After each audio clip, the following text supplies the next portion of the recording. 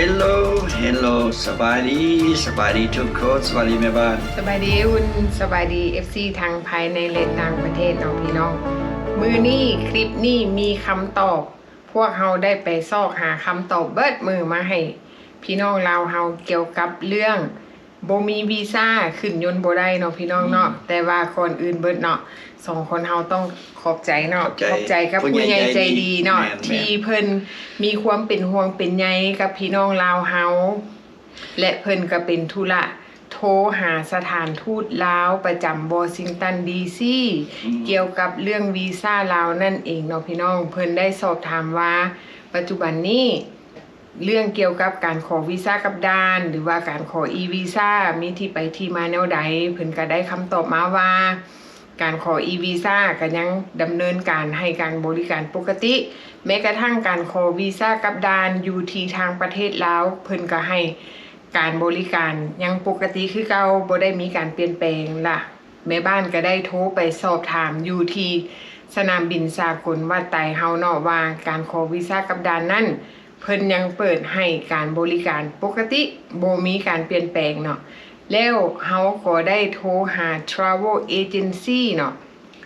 เกี่ยวกับว่าการขอวีซ่ากับด่านเนาะว่าเฮาต้องเอาวีซ่าก่อนบ่หรือว่าเฮาไปสามารถเอาวีซ่ากับด่านได้เขาก็ตอบเฮาว่าทุกสิ่งทุกอย่างยังคือเก่าถือว่าแม่นปกติเนาะอีกอย่างหนึง Travel Agency บอกเขาว่ามันขึ้นกับสายการบินที่แต่จะแบบความสงสัยนะแม่เนาะแล้วอีกอย่างหนึงเนาะเฮาก็สอบถามกับหลายๆคนเฮาก็ได้คำตอบจากหลายๆคนว่ามันอาจจะขึ้นกับสายการบินเพราะว่า policy หรือว่านโยบายกฎระเบียบของแต่ละสายการบินบ่คือกันเนาะบางคนก็ประสบปัญหาคือกันกับเอื้อยที่เพิ่นออกมาเฮ็ดคลิปเนาะพี่น้องเพิ่นก็ถือคือกันเนาะของเพิ่นหันแม่นเขาเจ้าบอกว่าเพิ่นก็บ่ได้บอกว่าแอร์ไลน์ใดเนาะเพิ่นมีแต่บอกว่าของเพิ่นก็ถือคือกันว่าการเดินทางของเพิ่นนั่นเขาก็ถามว่าเจ้ามีวีซ่าบ่แล้วเจ้าสิเดินทางไปบ้านเจ้าหันจักมื้อแล้วเราก็ตอบว่าเราเมื่อยามบ้านเนาะเมื่อยามบ้านแล้วเจ้าได้บุ๊กโฮเทลบ่อยากได้confirmation booking ของโฮเทลแล้วว่าอ้าวข่อยเมื่อยามบ้านข่อยเมื่อนอนอยู่เฮือนข่อยมีบ้านเป็นของตัวเองเนาะอยู่เมืองลาวข่อยสิเอาไปเฮ็ดหยังเนาะเขาก็ยังบ่ยอมแล้วก็ได้โทรหากับครอบครัวอยู่เมืองลาวเพื่อสิติดต่อกันก็เป็นชลวนวุ่นวายเนาะบัดสุดท้ายเขาก็ปล่อยให้เราขึ้นยนต์อันนี้มันขึ้นกับแต่ละแอร์ไลน์ว่าเป็นแนวใดเนาะเพราะว่าบางแอร์ไลน์เขาก็ต้องการว่าให้เฮามีวีซ่าก่อนแต่ว่าสิ่งสำคัญเนาะเวลาที่เฮาไปแจ้งปี้หรือว่าเฮาไปเช็คอินพนักงานอยู่เคาน์เตอร์แจ้งปี้เนาะเขาเจ้าจะถามว่าเจ้าไปไสเขาก็บอกไปลาวเขาถามว่าเจ้ามีวีซ่าบ่เขาต้องตอบว่าค่อยสิไปเอาวีซ่า on arrival เนาะเขาถามรถ do you have visa แล้วก็ตอบ oh I will go get visa on arrival เขาตอบเขาเท่าหันเนาะเขาก็เข้าใจเพราะว่าบางแอร์ไลน์เนาะเขาก็ฮู้คันว่า พนักงานอันเฮ็ดให้เฮาบ่ได้เด้ถ้าหากว่าเขามีปัญหากับพนักงานแจ้งปี้เขาบอกว่าบ่ได้เขาต้องบอกว่าสั้นค่อยขอเว้ากับซูเปอร์ไวเซอร์เจ้าแดแม่นสำคัญทุกๆคนต้องไปถามหาซูเปอร์ไวเซอร์หรือว่าแมเนเจอร์กับเจ้าเขาต้องบอกกับคันถึงคันใหญ่เนาะคันสูงเนาะพี่น้องเนาะเพราะว่าการแจ้งปี้ให้กับผู้โดยสารนี่เขาสามารถเช็คอยู่ในคอมพิวเตอร์ของเขาได้เพราะว่ามันเป็นสายการบินสากลเนาะเขาดีเข้าไปปุ๊บว่าประเทศลาวตีเข้าไปปุ๊บเขาฮู้โลดว่าต้องการเอาวีซ่าก่อนหรือสามารถเอาวีซ่ากับด่านได้เนาะขึ้นกับพนักงานแจ้งปี้บางทีพนักงานแจ้งปี้อาจจะเป็นคนใหม่เนาะบ่ฮู้บ่มีประสบการณ์หรือบ่ดังนั้นทาง policy หรือว่านโยบายของสายการบินอาจจะมีการเปลี่ยนแปลงเฮาบางทีเวลาเฮาเดินทางมันถึกช่วงในเขาเปลี่ยน policy หรือว่าเปลี่ยนกฎระเบียบของเขาเฮาบ่ฮู้บางที policy ของสายการบินเนาะ3 เดือน6 เดือนเขาเจ้าก็มีการอัปเดตมีการเปลี่ยนแปลงอันนี้เฮาบ่ฮู้เพราะว่าหยังเนื่องจากว่าผู้โดยสารที่เดินทางนั่นก็แม่นอยู่ว่าเฮาเดินทางค่อยเดินทางเรื่อยค่อยเดินทางปกติคำว่าเดินทางเรื่อยเดินทางปกติ ช่วงระยะคำว่าปกติของเฮานั่นในช่วงระยะ1 ปีเฮาเดินทางจากครั้งสุดเหยียดกับ2 ครั้งถ้าหากว่าเฮาเมื่อยามบ้านเนาะถ้าหากว่าเฮาท่องเที่ยวเว้นเสียแต่ว่าคนเดินทางแบบเป็นนักธุรกิจถ้าหากว่านักธุรกิจเขาเจ้าเดินทางเรื่อยเขาเจ้าอาจจะฮู้ว่ามันมีการเปลี่ยนแปลงหยังกับสายการบินหรือว่ามันมีอันใดเพิ่มเติมหรือว่าอัปเดตเขาเจ้าอาจจะฮู้บัดนี้คือเฮาไทเฮาเจ้าค่อยเดินทางเนาะบางเทื่อเฮาก็ไปปีละครั้งเทื่อก็2 ปีครั้งจังซี่เนาะมันอาจจะมีการเปลี่ยนแปลงโดยที่เฮาบ่ฮู้เพราะฉะนั้นเวลาที่เฮาไปแจ้งปีถ้าหากว่ามันเกิดกรณีแบบนี้เกิดขึ้นกับเฮาโดยที่เจ้าหน้าที่บอกว่าค่อยเจ้ามีวีซ่าบ่เฮาตอบเขาว่าบ่มีแล้วเขาปฏิเสธเฮาบ่แจ้งปีให้เฮาต้องมีคำถามอยู่ในหัวว่ามันเป็นหยังมันเกิดหยังขึ้นข่อยก็อยากฮู้สาเหตุใดที่ข่อยไปบ่ได้แล้วเจ้ามีวิธีซอยข่อยแบบใดสิให้ข่อยได้เดินทางเนาะเพราะว่าทุกสิ่งทุกอย่างเฮาก็จองไว้ทางหน้าแล้วแม่ เฮาคันแม่นเฮาบ่ได้ขึ้นยนต์ลำนี้เฮาสิเสียค่าที่เฮาจองไว้เฮาสิแบบว่าทุกสิ่งทุกอย่างเฮาก็เสียเวลาเสียเงินอีกอย่างนึงเฮาก็เอา vacation อีกได้บัดนี้vacation เฮาก็เสียมื้อเสียอาทิตย์ไปบัดนี้มันต้องได้เรือนเนาะพี่น้องต้องได้เรือนคันไผมีปัญหาเกี่ยวกับสายการบินใดเนาะพี่น้องเนาะก็ให้คอมเมนต์อยู่ทางลุ่มเด้อเพราะว่าเฮาสิได้ซอยหลายๆคนว่าโอ้สายการบินนี้บริการบ่ดีเพราะว่าเฮาสิได้บ่ได้ซื้อปีอยู่นำบ่ได้ใช้บริการเนาะเฮาสิบ่ไปนำสายการบินนั่นว่าซั่นๆเฮาก็บอกต่อๆกันเนาะแม่นแล้วอีกอย่างนึงเนาะตามที่เฮาเห็นบางคนที่เดินทางมื้อนี้หรือว่ามันมีคลิปเนาะที่เขาเจ้าเฮ็ดเฮาเห็นอยู่ใน Facebook เขาเจ้าว่าโอ้ค่อยเดินทางมื้อนี้บ่มีปัญหาเนาะเฮาก็อยากฮู้ว่าคำว่าบ่มีปัญหานั่นก็ดีเนาะที่เขาเจ้าเฮ็ดออกมาให้เฮาฮู้ว่าเขาเจ้าเดินทางบ่มีปัญหาแต่ว่าเฮาขี่ยนต์แอร์ไลน์ใดเฮาก็อยากฮู้เนาะถ้าหากว่าผู้ใดที่เดินทางในรอบต่อไปเนาะพี่น้องที่อยากมาแบ่งปันประสบการณ์อันนี้เฮาก็ขอเนาะขอความกรุณาว่าบอกแอร์ไลน์ให้เฮาได้รับรู้นำกันแด่ว่าโอ้เจ้าขี่แอร์ไลน์นี่เด้อเขาเจ้าให้บริการให้ความสะดวกบ่มีวีซ่าลาวก็บ่มีปัญหาเขาบ่ได้สอบบ่ได้ถามเฮาไปเอาวีซ่าลาวอยู่บ้านเฮาก็ได้อันนี้บัดนี้บางกรณีที่เฮาไปแล้วเฮาประสบพบพ่อเฮาขี่บางแอร์ไลน์ที่เฮาประสบปัญหาเนาะว่าโอ้แอร์ไลน์นี่เขาบอกว่าเฮาต้องได้ขอวีซ่าก่อนคันบ่มีวีซ่าเขาบ่ให้ขึ้นได้เพราะฉะนั้นเฮาจะได้หลีกเลี่ยงเนาะหลีกเลี่ยงว่าโอ้เนาะสายการบินนี่มันมีปัญหาเฮาบ่ไปคือยกตัวอย่างกรณีของแม่บ้านเนาะปีนึงนี่แม่บ้านก็เดินทาง2 เทื่อเนาะบางเทื่อก็ปีละเทื่อตามปกติแล้วก็ไปปีละเทื่อแต่ว่าบางครั้งก็2 เทื่อคือเฮาไปเนาะเฮาขี่สายการบินน่ะเกาหลีเนาะถ้าเขาเวลาไปแจ้งปีพนักงานก็ถามโลดว่าเจ้ามีวีซ่าบ่ก็ตอบค่อยเอาวีซ่ากับดานกระเป๋านี่ค่อยอยากส่งฮอดประเทศลาวเขาบอกว่าไปบ่ได้เจ้าส่งฮอดแต่บางกอกฮอดแต่เมืองไทยเนาะเฮาก็ถามว่าเหตุผลใดที่เจ้าอยากส่งกระเป๋าข่อยฮอดแต่เมืองไทยข่อยอยากไปลาวนะเขาบอกว่าบ่ได้บ่ให้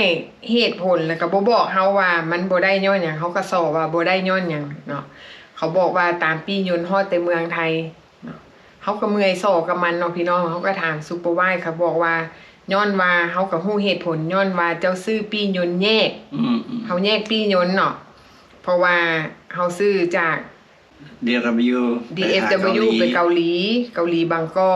กเข้าลาวเฮาไปแยกซื้อปีแยกจากบางกอกเข้าประเทศลาว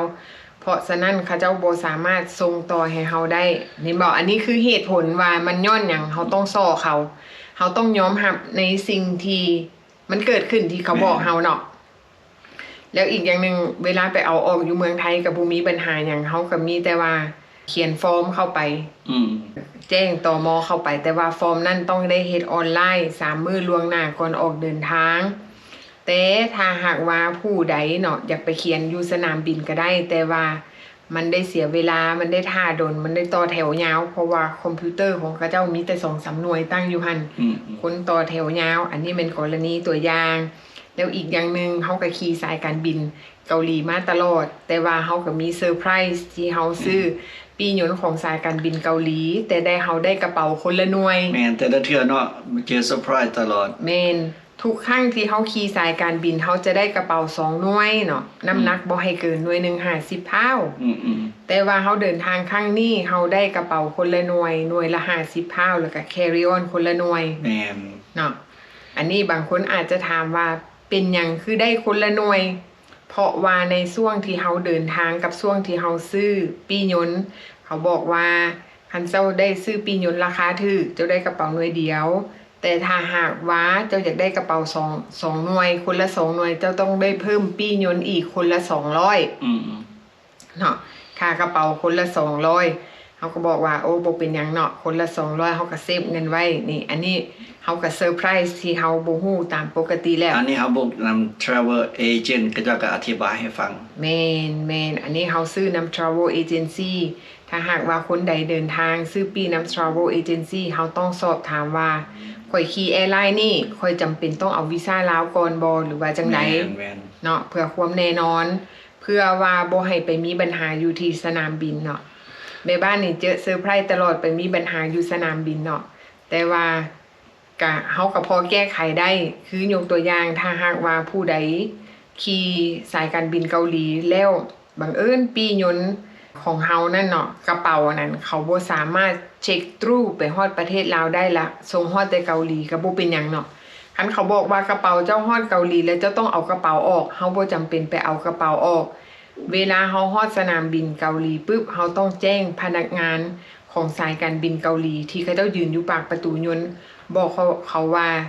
กระเป๋าข่อยตอนนี้มันลงฮอดแต่เกาหลีข่อยต้องการเช็คทรูไปประเทศลาวแล้วเฮาเอาปี้กระเป๋าให้เขาเบิ่งเดี๋ยวเขาเจ้าจะจัดการให้เฮาเองเนาะว่าเขาจะโหลดกระเป๋าให้เฮาใหม่เองเนาะอันนี้บ่ต้องห่วงหรือว่าถ้าหากว่าเฮาไปฮอดประเทศลาวแล้วกระเป๋าเฮายังบ่ได้มาพร้อมกันกับเฮาเนาะเฮาก็ไปแจ้งอยู่แผนก Lost and Found หรือว่าแผนกแจ้งเสียอยู่ที่สนามบินสากลวัดไตเนาะไปเคาน์เตอร์แล้วบอกพนักงานว่าตอนนี้เลขกระเป๋าข่อยแบบนี้ยืนเลขกระเป๋าให้เบิ่งว่ากระเป๋าข่อยมันค้างอยู่เกาหลีซอยน้ำให้แดพนักงานเขาเจ้าจะแจ้งไปยังอยู่ที่สนามบินเกาหลีเนาะเขาเจ้าจะส่งเทเล็กไปบอกว่าโอเคกระเป๋าตอนนี้มีจักหน่วยแล้วเขาหักส่งกลับคืนมาตามภายหลังเนาะมันอาจจะซ่ามือหนึ่งก็บ่เป็นหยังเนาะพี่น้องเนาะอันนี้เป็นปัญหาที่เฮาได้พ่อแล้วอีกอย่างหนึ่งเฮาก็อยากฝากไว้ว่าคือเอื้อยเพิ่นที่เฮ็ดคลิปออกมาให้ทุกคนได้เห็นเนาะพี่น้องอันนี้เฮาต้องขอบใจน้ำใจเพิ่นเนาะที่เพิ่นออกมาเล่าเหตุการณ์ให้ทุกคนได้รับรู้ว่ามันเกิดหยังขึ้นกับเพิ่นบางคนอาจจะโชคดีที่บ่ได้พ่อปัญหาคือเพิ่นเนาะแล้วอีกอย่างหนึ่งบางคนอาจจะเจอปัญหาแต่ว่าบ่ได้เอาออกมาโพสต์อยู่ในโลกออนไลน์ให้ทุกคนได้เห็นตามที่เฮาว่านำแต่ละคนก็จะเจอปัญหาคือกันแม่นแต่ละคนก็เจอปัญหาแบบคล้ายๆแบบที่พวกออกคลิปอันนี้เฮาก็ได้ว่ากับ FC ของเฮาแม่นแต่ว่าคันหลีกเลี่ยงเนาะหลีกเลี่ยงซะแบบเอาวีซ่าแม่นเนาะสบายตัดปัญหาทุกสิ่งทุกอย่างเอาวีซ่าอยู่นี่โลดแม่นเพื่อหลีกเลี่ยงปัญหาที่เฮาจะพ่ออยู่ที่สนามบินเพราะว่ามันเป็นเหตุการณ์ที่เกิดขึ้นในต่อหน้าเวลากะจ้อเฮาอาจจะบ่ทันเวลาก่อนที่เฮาจะเดินทางเฮาต้องเตรียมตัวให้พร้อมก็คือเฮาขอ e-visa เนาะพี่น้องเนาะ e-visa เฮาจะขึ้นลิงก์อยู่ทั้งหลุมให้เนาะว่า e-visa นั่นเอาแบบใดเข้าแนวใดเนาะแล้วอีกอย่างหนึ่ง e-visa นั่นขอได้ภายใน3มื้อเขาเจ้าก็ approve ให้เนาะพี่น้องภายใน3มื้อเนาะอันนี้ก็ขอดีดเข้าไปข้อมูลเข้าไปภายใน2นาทีเท่านั้นเนาะบ่ได้ยุ่งยากขั้นตอนเนาะพี่น้องถ้าหากว่า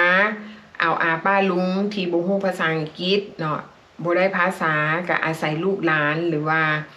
คนที่ฮู้จักเนาะให้เขาเจ้าขอออนไลน์ให้ก็ได้เนาะบ่ยากเฮาต้องหาคนใกล้ชิดมันต้องมีคนหนึ่งแหละที่ซอยเฮาได้เนาะแม่นเฮาก็ต้องเรียนรู้ไปนำกันมันบ่ยากเนาะพี่น้องเนาะแล้วค่าขอเอา e-visa ราคาเท่าใดการขอ e-visa เพียงแต่$51เท่านั้นเนาะพี่น้องเนาะ$51ถ้าหากว่าเฮาไปขอวีซ่ากับด่านอยู่เมืองลาวก็$40เนาะเพื่อความสะดวก เพื่อแลกกับว่าเฮาบ่ได้ทิ่มปี้ยนต์บ่ได้เฮ็ดหยังเฮาเตรียมพร้อมเนาะ51ดอลก็บ่มีปัญหาเนาะเฮาก็เพื่อความสะดวกของเฮาเองเวลาไปฮอดประเทศลาวเฮาก็บ่ได้ไปยืนเรียนแถวเขียนฟอร์มเพื่อเสียเวลาเฮา จะ ก็ มี QR code ให้ แม่นเนาะเฮาก็ต่อแถวเข้าไปโลด อันนี้ก็สะดวกสบายเนาะพี่น้องอันนี้เฮาก็มาฝากไว้เนาะอันนี้ก็เป็นคำตอบที่เฮาซอกมาในมื้อนี้สรุปแล้วว่าเนาะสรุปให้เด้อพี่น้องสรุปว่ามันขึ้นกับแต่ละสายการบินขึ้นกับพนักงานเนาะขึ้นกับพนักงานเด้อพี่น้องฟังคักๆพนักงานของสายการบินบางคนอาจจะบ่มีประสบการณ์ที่เขาบ่ฮู้สิ่งสำคัญที่สุดเฮาต้องถามต้องลงกับซูเปอร์ไวส์หรือเมเนเจอร์ของเขาเนาะว่าเหตุผลย้อนหยังแล้วเขาสิแก้ไขให้เฮาแบบใดเนาะ คันว่าสุดแมเนเจอร์แก้ไขบ่ได้หากับเบิดสิทธิ์เท่านั้น เฮาต้องบอกเขาว่าอีหยังก็อย่าค่อยขอขึ้นยนต์ไปถ้าหากว่ามีหยังเกิดขึ้นอยู่ปลายทางค่อยจะรับผิดชอบเองค่อยสิบ่เคลมหรือว่าค่อยสิบ่เบรมหรือว่าค่อยสิบ่ต่อว่าแอร์ไลน์ทุกอย่างค่อยจะรับผิดชอบเอาเองเนาะขอเพียงแต่ค่อยได้แจ้งปีขึ้นยนต์เนาะเฮาต้องบอกเขาแนวนั้นโอเคเนาะพี่น้องเนาะอันนี้เฮาก็ฝากไว้แล้วอีกอย่างนึงพวกเฮาเนาะคนลาวควรหักเพลงกันในตอนนี้ที่บ้านเมืองมันวุ่นวายเนาะเฮาบ่ควรออกมาเว้าให้กันบ่ควรย่อหยันให้มันเสียน้ำใจซึ่งกันและกันเนาะก็คือเหตุการณ์ที่มันเกิดขึ้นเนาะเฮาก็ควรขอบใจผู้ที่เพิ่นออกมาเนาะบางคนก็คอมเมนต์เข้าไปต้องติว่าโอ้มันเจ้าเป็นซิติเซนบ่หรือว่าเจ้าถือบัตรเขียวบ่หรือว่าเจ้าออกมาเว้าให้คนแตกตื่นอันนี้เพิ่นก็ออกมาบอกว่ามันเกิดขึ้นกับเพิ่นก็สิให้เฮ็ดแนวใดแม่นเธอแม่นเจ้าสิเป็น US citizen หรือว่าถือว่าเขียวบ่มีวีซ่าจังซี่มันมีปัญหาเดียวคือกัน แม่นอันนี้เพราะฉะนั้นเอาวีซ่าไปพร้อมให้มันเรียบร้อยไม่มีปัญหาแม่นต้องเตรียมวีซ่าล่วงหน้าเนาะพี่น้องเนาะเฮาต้องคิดว่าอันนี้มันบ่แม่นเรื่องว่าออกมาเว้าให้คนแตกตื่นอันนี้มันปัญหามันเกิดขึ้นกับเพิ่นแล้วเพิ่นก็บ่อยากให้มันเกิดขึ้นกับคนอื่นเนาะก็มาเตือนสติทุกๆคนเนาะแม่นให้เตรียมพร้อมเนาะพี่น้องอันนี้เฮาก็เมนเฮาไปหาคำตอบมาให้แล้วเด้อพี่น้องเด้อบ่ต้องเป็นห่วงบางคนถามว่าเป็นซิติเซนไปได้บ่ไปได้เนาะพี่น้องเดินทางได้สะดวกสบายขอเพียงแต่ว่าเฮาต้องสอบถามกับแอร์ไลน์เนาะสิ่งสำคัญก็คือปัญหามันอยู่กับแอร์ไลน์เนาะปัญหามันบ่ได้อยู่กับว่าทางประเทศลาวหรือว่าวีซ่าลาวหรือว่าสถานทูตลาวว่าต้องเอาวีซ่าลาวก่อนอันนั้นบ่แม่นเนาะปัญหาขึ้นกับแอร์ไลน์เนาะบัดนี้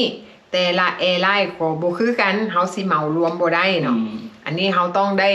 ไปศึกษาหาข้อมูลด้วยตัวเองเวลาเฮาเดินทางเนาะเฮาสิเหมารวมบ่ได้เด้อพอกันใหม่คลิปหน้าสำหรับคลิปนี้ก็ขอแจ้งข่าวเพียงเท่านี้เนาะพี่น้องเนาะถ้าหากว่ามีหยังอัปเดตมีหยังใหม่ๆเฮาก็จะมาแจ้งให้ทุกคนได้รับรู้ไปพร้อมๆกันบ๊ายบาย